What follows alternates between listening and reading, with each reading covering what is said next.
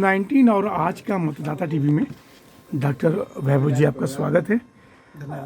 Doctor वैभव जी, आप एक ultrasound विशेषज्ञ हैं और जो 21वीं सदी में देखा जा रहा है कि पहले जो डॉक्टर्स होते थे वो 20 या 30 साल के अनुभव के आधार पर नब्ज को देखकर, मरीज की हिस्ट्री को देखकर इलाज करते थे सर। लेकिन चूँकि अब ये टेक्नोलॉजी आ गई है तो इस टेक्नोलॉजी में के बारे में एज ए पत्रकार मुझे ज़्यादा कुछ पता नहीं है, तो मैं चाहूँगा जो हमारी बिल्कुल समझिए कि एक जागरूक दर्शक है उसको आप बताएं कि अल्ट्रासाउंड का कितना महत्वपूर्ण रोल होता है वर्तमान समय में इलाज के लिए। देखिए, आज की तारीख में हम कहें तो जैसे आपने कहा कि पिछले 30 साल पहले या 40 साल पहले हर एक डॉक्टर, आप साधारण भाषा में कहें तो एक आला लेके चलता था, वो आले को ही सब कुछ समझा जाता था। आज की तारीख में अल्ट्रासाउंड मशीन जो है वो मॉडर्न ज़माने का आला है, आप ये मान लीजिए। जी सर। ठीक है ना, क्योंकि अब पेट के अंदर क्या है, छाती के अंदर क्या है, घुटने के अंदर क्या है, सिर के अंदर क्या है, उसके लिए बहुत सारी डायग्नोस्टिक विधाएं आ गई जो पहले नहीं पता लगती थी। पहले हम लोग मरीज़ों की लक्षण समझकर या उनकी कोई बीमारी होती थी उनके बारे में पूछताछ करके समझा जाता था कि भाई ये बीमारी हो सकती है। लेकिन अब क्या हो गया है कि अब नियम कानून भी इस तरह के हो गए हैं कि उसके अंदर आप अंदाज़ा नहीं लगा सकते। जी सर। आपको एक्यूरेट डायग्नोसिस चाहिए, एक्यूरेट डायग्नोसिस के लिए आपको एक्यूरेट टेस्ट चाहिए। तो वो टेस्टिंग का जो पार्ट बढ़ा है वो इसीलिए बढ़ा है क्योंकि अब ये कहते हैं कि भाई ये मर्ज है तो ये दवाई दीजिए, आप ऐसे ही दवाई मत दीजिए। तो उस वजह से इन सब डायग्नोस्टिक्स विधाओं का जो प्रभाव पड़ा है जनता पर, वो इसीलिए पड़ा है क्योंकि ज़रूरत भी इसलिए महसूस होने लगी हम लोगों को, क्योंकि हमें एक पर्टिकुलर डायग्नोसिस चाहिए। अब जैसे किसी को हार्ट की बीमारी है, हम सोचते हैं कि भाई हार्ट की बीमारी, तो अब आम जनता के लिए तो हार्ट की बीमारी है, मेरा धड़कन बढ़ रही है, घट रही है, या हार्ट अटैक, उसके लिए तो सिर्फ 2-4 चीज़ें ही होती हैं। लेकिन डॉक्टरों के लिए तो बहुत सारी चीज़ें हैं। अब वो दिल फैल रहा है, दिल सिकुड़ रहा है, उसकी वॉल घट रही है, वॉल घट रही है, वो कैसे पता लगेगा? उसके लिए फिर उन्होंने ईको करवाया, उसको हार्ट का अल्ट्रासाउंड बोलते हैं। Okay sir. तो हार्ट के अल्ट्रासाउंड को हम ईको बोलते हैं। तो वो पर्टिकुलर एक उसी विधा के लिए हुआ, उसी से हमें पता लगता है, उसी के हिसाब से आजकल दवाइयाँ चलती हैं। ऐसे ही पेट के लिए, गर्भवती महिलाओं के लिए, पहले गर्भवती महिलाओं के हमें ये पता ही नहीं लगता था कि कितनी जो है गर्भवती महिलाओं के शिशुओं की मृत्यु जो है वो गर्भ में ही हो जाती थी। वो सिर्फ इसलिए हो जाती थी क्योंकि भाई अब उनके जो आवन नाल थी वो उनके गले के चारों तरफ हो जाती थी, या पानी कम होता था, या बहुत सारी और जैविक बीमारियां होती थी जो बहुवांशिक अनुवांशिक बीमारियां होती हैं। वो अनुवांशिक बीमारियां होती थी, वो उनके बारे में नहीं पता लगता। अब अल्ट्रासाउंड की मदद से हम लोग उनको शुरुआत में ही पता कर सकते हैं कि भाई ये बीमारी इस वजह से ये हमें दिखाई दे रहा है इसके अंदर, तो ये बीमारी हो सकती है, तो आप उसी हिसाब से उसका निवारण कर लेंगे। तो आज के संदर्भ में तो सब बहुत इम्पोर्टेंट चीज़ है, बहुत ही महत्वपूर्ण चीज़, बहुत ही महत्वपूर्ण चीज़ है कि भाई आप सही, और सबसे बड़ी बात है कि सही समय पर सही जांच हो जाए, तो उससे अच्छा तो कुछ होता है। डॉक्टर वैभव, देखा ये जाता है कि बड़े से बड़े डॉक्टर्स की डिपेंडेंसी आपके रिपोर्ट पर होती है, बहुत महत्वपूर्ण आपका आकलन हो जाता है। अपवाद तो सर हर जगह है, लेकिन मैं उस पर चर्चा नहीं करूँगा। मैं ये जानना चाहूँगा कि हमारे दर्शक जाने कि डॉक्टर वैभव का कितना दिनों का अनुभव है और कितनी सटीक परिकल्पना कंप्यूटर के द्वारा आप डॉक्टर को प्रेषित करते हैं। कितने दिनों का अनुभव होगा सर आपका? देखिए, मैंने MD 2005 में ख़त्म करी थी। अच्छा। तो अब आप सोच लीजिए 2005 से लेके 2024 आ गया है, 19 साल करीब मुझे प्रैक्टिस में हो गए। हो गए, ठीक है ना। फिर भी बहुत यंग लग रहे हैं सर। नहीं, थैंक यू, धन्यवाद आपकी तरफ से।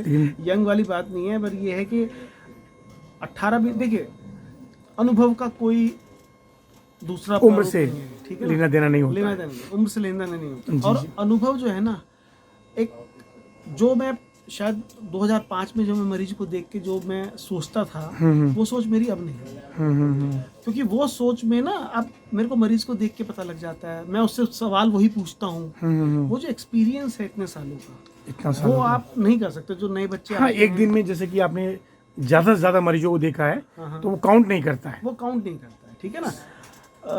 एक पुराना हमारे जो रेजिडेंसी प्रोग्राम होता है 3 साल का होता है। हाँ सर। वो 3 साल का रेजिडेंसी प्रोग्राम जो है वो ब्रिटिश सिस्टम की वजह से हुआ है। तो वहाँ के एक वैज्ञानिक थे, उन्होंने सिस्टम ईजाद करा था कि किसी भी विधा को आपको परफेक्ट करना है तो 10,000 घंटे आपको चाहिए। 10,000 तो वो 10,000 घंटे आपके 3 साल कम से कम होते हैं। लेकिन वो आप बस उतना ही पाते हैं, लेकिन एक पर्टिकुलर चीज़ के अंदर अगर आप जाते हैं तो आपको फिर वो लाइफ लॉन्ग आपको पढ़ना, आज भी पढ़ना पड़ता है। हाँ हाँ, ऐसा नहीं है कि भाई बहुत सारी चीज़ें ऐसी आ जाती हैं जो हमें नहीं पता तो किताबें खोलनी पड़ती हैं, देखना पड़ता है, करते हैं उस चीज़ को। राइट।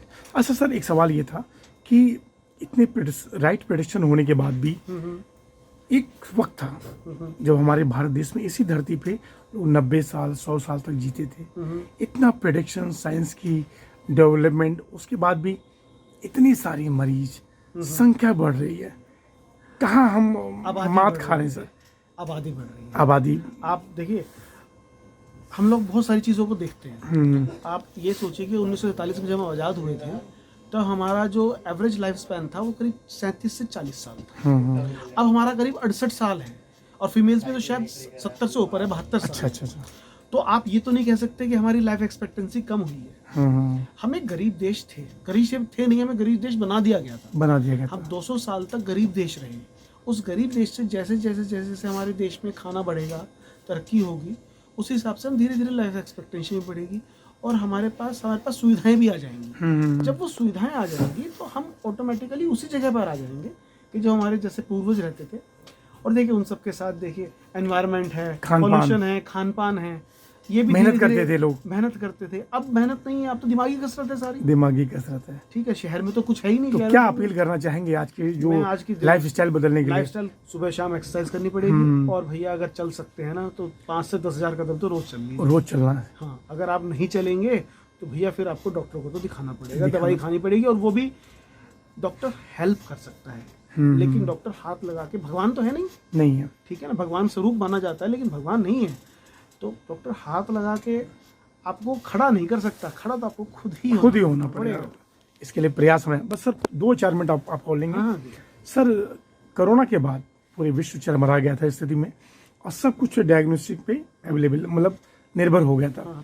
तो ऐसी स्थिति में उसके बाद चाहे डॉक्टर हर्षवर्धन हो या केंद्र सरकार हो या राज्य सरकार हो, हेल्थ सेक्टर में क्या क्या बदलाव किए हैं? क्या उससे संतुष्ट हैं आप, या कभी कुछ और इस तरह की बड़ी आपदा आ जाएगी फिर लोग एक्टिव होंगे? देखिए, आपदा में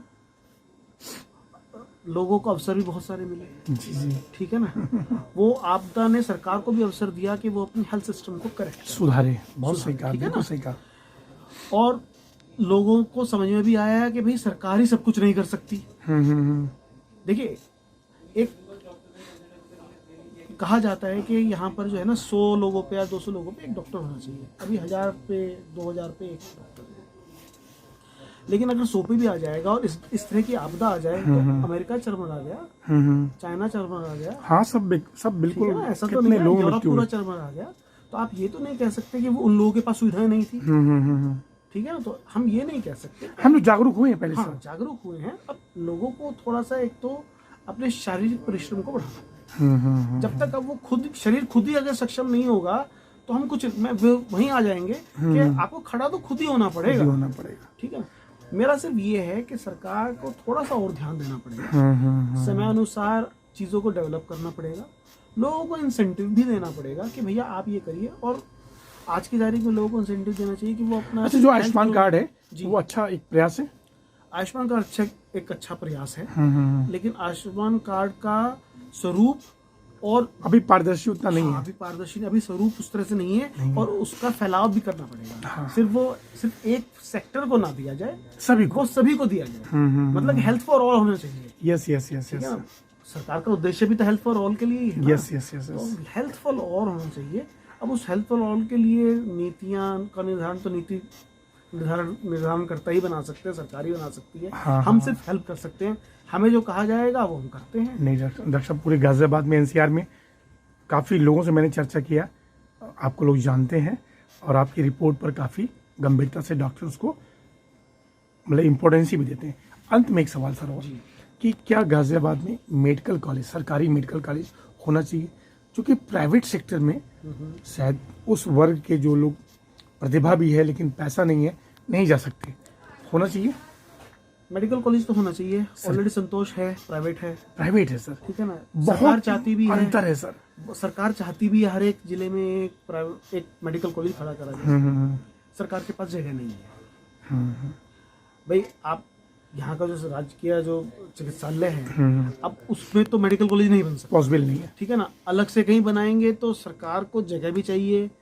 और जितने पुराने मेडिकल कॉलेज हैं अभी उन्हीं की हालत सुधर जाए तो सरकारी वाली जो है, लेकिन अगर एक बन जाता है सर क्योंकि आप गाजियाबाद में है नहीं सर, बेनिफिट तो होगा, बेनिफिट होगा ना, बहुत सारे डेफिनेटली बच्चों को जो है एक प्लेटफॉर्म मिलेगा। बच्चों को नहीं, जो मरीज हैं उनको ही बेनिफिट होगा, उनको भी और मेडिकल कॉलेज आने से ना एक शिक्षा के साथ जब आप चिकित्सा देते हो ना, तो आपका एक वो भी स्तर भी बढ़ जाता है। जैसे आप देखें लखनऊ में, हाँ नहीं आप लखनऊ में चिकित्सा भी है, कॉलेज भी है, एक नया खुला है कासना के अंदर जी, जिम्स खुला है। आप कासना में जाएंगे तो आप देखिए उस क्षेत्र का विकास जल्दी होगा, क्योंकि वहां पर आपको सुविधाएं जल्दी मिल रही हैं, लोग बीमार कम होंगे। देखिए बीमार कम होंगे तो कार्य बढ़ेगा तो तरक्की आएगी तो सीधी सी बात है, सब विकास उसी हिसाब से होता है। यस जहाँ बीमारी ज्यादा है वहां पर विकास भी उतना ही कम होगा। आप कहीं चले जाइए, पूरे विश्व में कहीं चले जाइए, भारत में भी चले जाइए, जहाँ गरीबी है, बीमारी है, वहाँ विकास नहीं है। जैसे ये एक दूसरे के साथ जुड़ी हुई चीजें हैं, पहिया है, साइकिल का पहिया है, एक चलेगा दूसरा भी चलेगा। स्वस्थ अगर मतलब युवा या इंसान चाहिए तो वहाँ तरक्की, स्वस्थ मन होगा, हाँ, तो खुशहाल जीवन होगा।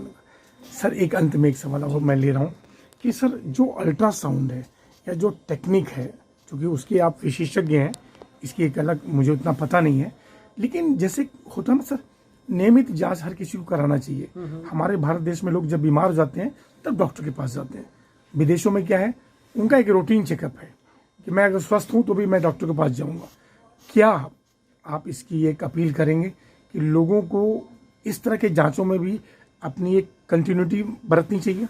अगर वो हेल्थ स्कीम उन्होंने ली हुई है तो वो हेल्थ स्कीम वाले अपने आप ही करवाते हैं उस चीज़ को। अच्छा, करवाते हैं, ठीक है ना, वो साल भर में अपने आप कराते हैं। मेरा तो वही विचार है कि सबसे पहले तो हर एक आदमी अपनी हेल्थ स्कीम ले, बहुत ज़्यादा पैसे खर्च नहीं होते। हर एक आदमी हेल्थ स्कीम जरूर ले, वो सरकार पर निर्भर ना रहे, क्योंकि प्राइवेट में भी जाना पड़ सकता है, तो प्राइवेट में जाने के लिए फिर उसको पैसे का जोर पड़ता है। जी। वो पहले ही पैसे वो EMI की तरह से दे रहा है, वो बाद में उसको हेल्थ स्कीम जरूर ले। बहुत बड़ी बात है ना, जिससे कि वो इन सब चीजों से बच जाए। नंबर एक बात। नंबर दो बात, जिस समय उसको जिस टेस्ट की जरूरत है वो मरीज को नहीं पता है।